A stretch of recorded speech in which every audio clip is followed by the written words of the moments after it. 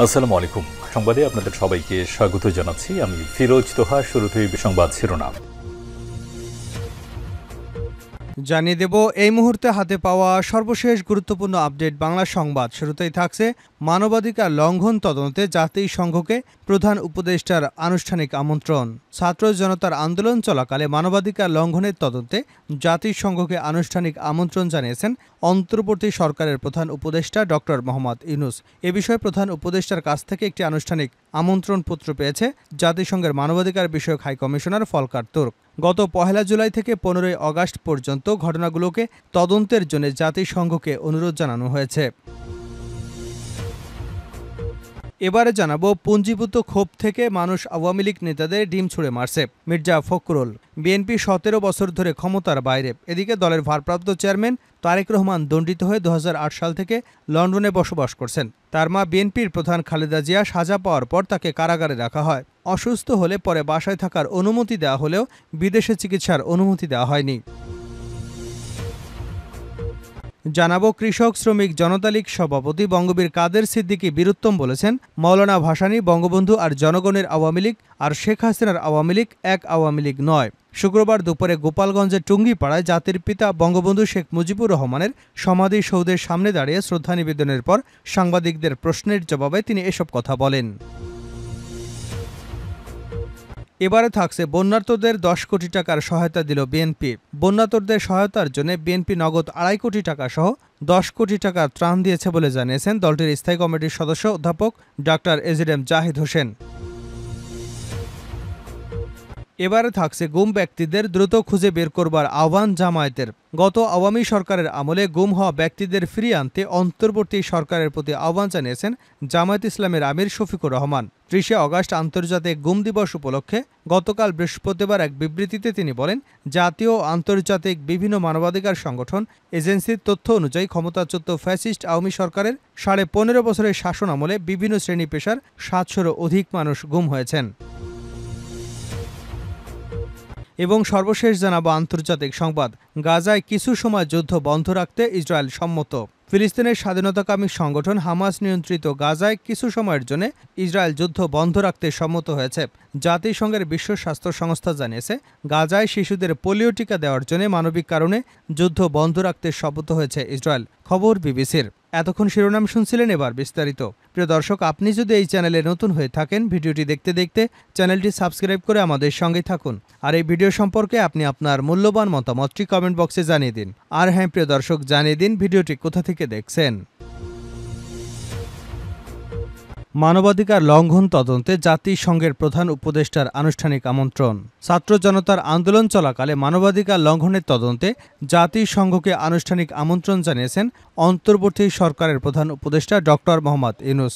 এ বিষয়ে প্রধান উপদেষ্টার কাছ থেকে একটি আনুষ্ঠানিক আমন্ত্রণপত্র পেয়েছেন জাতিসংঘের মানবাধিকার বিষয়ক হাই কমিশনার ফলকার তুর্ক। স্থানীয় সময় আজ শুক্রবার সুইজারল্যান্ডের জেনেভায় এক ব্রিফিংয়ে এ তথ্য জানিয়েছেন জাতিসংঘের মানবাধিকার বিষয়ক হাই কমিশনারের মুখপাত্র রাবিনা সামদাসানি।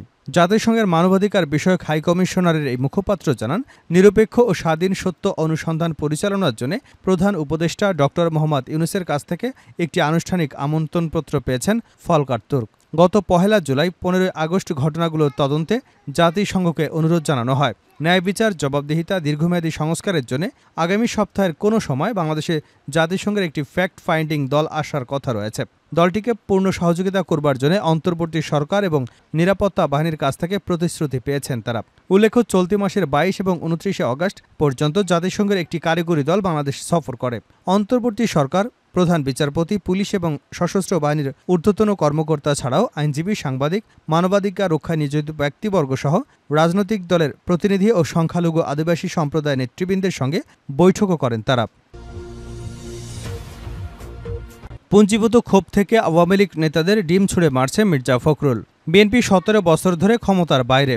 এদিকে দলের ভারপ্রাপ্ত চেয়ারম্যান তারেক রহমান দণ্ডিত হয়ে ২০০৮ সাল থেকে লন্ডনে বসবাস করছেন। তার মা বিএনপির প্রধান খালেদা জিয়া সাজা পাওয়ায় তাকে কারাগারে রাখা হয়। অসুস্থ হলেও পরে বাসায় থাকার অনুমতি দেওয়া হলেও বিদেশে চিকিৎসা দেওয়ার ব্যবস্থা করা হয়নি।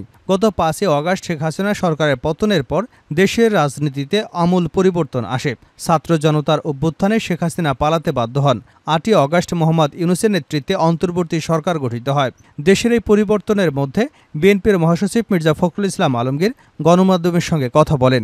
বিএনপির সঙ্গে অতীতে যাবতীয় দ্বন্দ্ব মিটিয়ে ফেলতে সজীব ওয়াজেদ জয়ের সাম্প্রতিক আহ্বান এবং বিএনপি ক্ষমতায় গেলে আবারও হাওয়া ভবন ফিরে আসবে কিনা এমন জটিল প্রশ্নের জবাব দিয়েছেন বিএনপির মহাসচিব।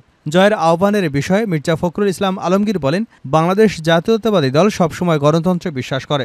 সরকার পতনের পর চেয়ারপারসনও বলেছেন, আমরা প্রতিশোধ প্রতিহিংসা রাজনীতি করতে চাই না। আমরা সৌহার্দ্য, ভালোবাসা এবং সুসম্পর্কে রাজনীতি করতে চাই। কিন্তু একই সময় জনগণের কাছে জবাবদিহি একটা বড় বিষয়। আমরা যে বিষয়গুলো করেছি, আমরা যে কাজগুলো করেছি, জনগণ তো তার জন্য আমাদের বিচার করবে। আজকে আওয়ামী লীগকে তার গত 15 বছরের কর্মকাণ্ডের জন্য জবাবদিহি করতে হবে। দেশের রাজনীতি, অর্থনীতিকে কিভাবে তারা ধ্বংস করেছে, তার জন্য তাদের তো জবাবদিহি করতে হবে। তারা জবাবদিহি করে গণতান্ত্রিকভাবে রাজনীতি করলে আমাদের কোনো আপত্তি নেই। আমরা বিশ্বাস করি যে কোনো দলের যে কোনো ব্যক্তি রাজনীতি করবার অধিকার রয়েছে এবং সেভাবেই করবে। আপনারা ক্ষমতায় গেলে হাওয়া ভবন ফিরে আসবে না, এ নিশ্চয়তা কোথায়? এমন প্রশ্নের জবাবে তিনি বলেন, এই ন্যারেশনটা কতগুলো মিডিয়া এবং ব্যক্তি প্রচার করেন। এটার একমাত্র লক্ষ্য দেশের বৃহত্তম রাজনৈতিক দল বিএনপিকে হেয় এবং নেতৃত্বকে হেয় করা, নেতৃত্বকে দুর্বল করার জন্য। বিএনপি কখনো মানুষের বিপক্ষে কিছু করেনি। দেশ চালাতে গেলে কিছু ভুল হয়, কিন্তু সেই ভুল দেশ এবং মানুষের ক্ষতি করেনি। মিডিয়ার যে স্বাধীনতা সেটা বিএনপি দিয়েছে।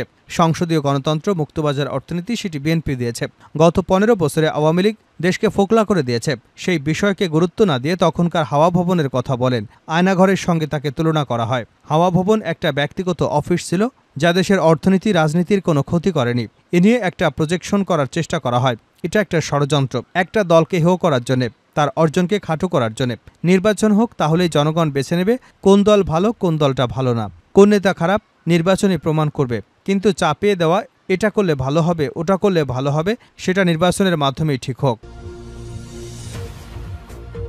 ভাসানী, বঙ্গবন্ধুর আওয়ামী লীগ আর শেখ হাসিনার আওয়ামী লীগ এক নয়, কাদের সিদ্দিকী। কৃষক শ্রমিক জনতা লীগের সভাপতি বঙ্গবীর কাদের সিদ্দিকী বীরুত্তম বলেছেন, বঙ্গবন্ধু ও জনগণের আওয়ামী লীগ আর শেখ হাসিনার আওয়ামী লীগ এক নয়। শুক্রবার দুপুরে গোপালগঞ্জের টুঙ্গিপাড়ায় জাতির পিতা বঙ্গবন্ধু শেখ মুজিবুর রহমানের সমাধিসৌধে সামনে দাঁড়িয়ে শ্রদ্ধা নিবেদনের পর সাংবাদিকদের প্রশ্নের জবাবে তিনি এসব কথা বলেন। বঙ্গবীর কাদের সিদ্দিকী বলেন, বঙ্গবন্ধু হত্যাকাণ্ডের পর আমি প্রতিবাদ করেছিলাম।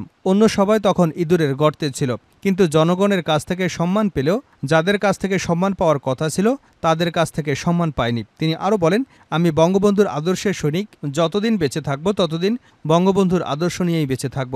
এর আগে বঙ্গবীর কাদের সিদ্দিকী বঙ্গবন্ধুর সমাধিস্থলে প্রবেশ করেন। পরে বঙ্গবন্ধুর কবরের পাশে দাঁড়িয়ে 75 এবং 15 অগাস্টের শাহাদাত বরণকারী বঙ্গবন্ধু শেখ মুজিবুর রহমান ও তার পরিবারের শহীদ সদস্যদের রুহের মাগফিরাত কামনা করে দোয়া ও মোনাজাতে অংশ নেন। এ সময় আব্দুল লতিফ সিদ্দিকী, কৃষক শ্রমিক জনতা লীগের ভারপ্রাপ্ত সাধারণ সম্পাদক, দলের কার্যনির্বাহী কমিটির সদস্য ছাড়াও আরও বেশ কয়েকজন উপস্থিত ছিলেন। বন্যার্তদের 10 কোটি টাকার সহায়তা দিল বিএনপি।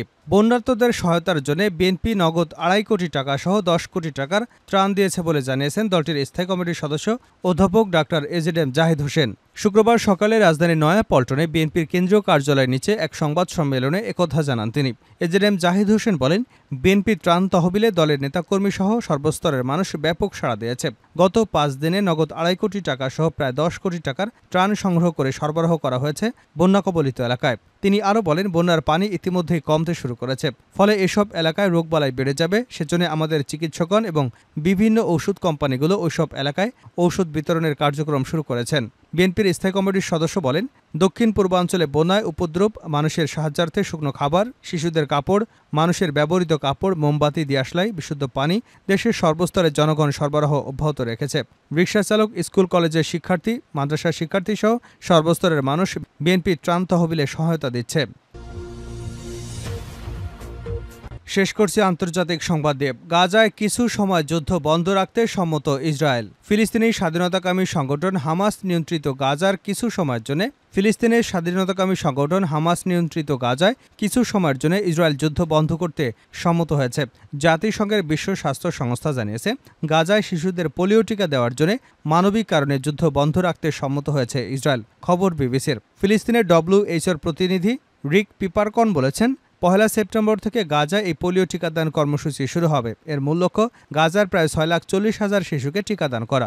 উপত্যকার কেন্দ্র, দক্ষিণ এবং উত্তর অংশে ভিন্ন ভিন্ন ধাপে এ কর্মসূচি পালিত হবে। প্রতিটি ধাপে টানা 3 দিন সকাল 6টা থেকে বিকাল 3টা পর্যন্ত যুদ্ধ বন্ধ থাকবে।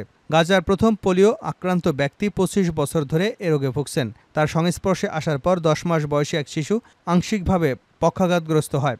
জাতিসংঘের কর্মকর্তারা একথা জানানোয় কয়েকদিনের মাথায় এই সম্মতি এলো। মুখে খাওয়ার পোলিও ভ্যাকসিন টাইপ 2 প্রায় 1.26 মিলিয়ন ডোজ ইতিমধ্যে গাজা রয়েছে এবং প্রায় 4 লাখ ডোজ শিগগিরই পৌঁছাবে। ফিলিস্তিনের স্বাস্থ্য মন্ত্রণালয় এই ক্যাম্পেইনটি পরিচালনা করবে। তবে তাদের সহযোগিতা করবে বিশ্ব স্বাস্থ্য সংস্থা, ইউনিসেফ, UNRWA। এ কর্মসূচি বাস্তবায়নের জন্য 2,000-এরও বেশি কর্মীকে প্রশিক্ষণ দেওয়া হয়েছে। গাজা উপত্যকা 90% এলাকাকে এই টিকাদান কর্মসূচির আওতায় আনাটা বিশ্ব স্বাস্থ্য সংস্থার লক্ষ্য।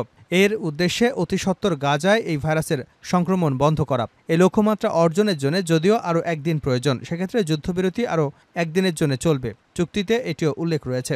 বিশ্ব স্বাস্থ্য সংস্থা বলছে, সংঘাতের আগে গাজা ও পশ্চিম তীরে টিকাদানের হার ছিল বেশি। 2022 সালে আনুমানিক 99% এলাকায় টিকা দেওয়া হয়েছিল, কিন্তু সর্বশেষ তথ্য অনুসারে গত বছর এটি 89% নেমে আসে। ইসরায়েলি সামরিক বাহিনী গত জুলাই মাসে বলেছিল যে তারা তাদের সেনা সদস্যদেরকে পোলিও টিকা দেওয়া শুরু করেছে। হামাস কর্মকর্তা বাসেম নাইম বার্তা সংস্থা রয়টার্সকে বলেন, গাজা উপত্যকায় 6.5 লাখেরও বেশি ফিলিস্তিনি শিশুর সেবা ও সুরক্ষার জন্য এই টিকাদান কর্মসূচি বাস্তবায়ন করতে আমরা আন্তর্জাতিক সংস্থাগুলোকে সহায়তা করতে প্রস্তুত। তবে ইসরায়েলের প্রধানমন্ত্রী বেঞ্জামিন নেতানিয়াহু বলেছেন, 3 দিন যুদ্ধ বন্ধ রাখাটা যুদ্ধবিরতি নয়।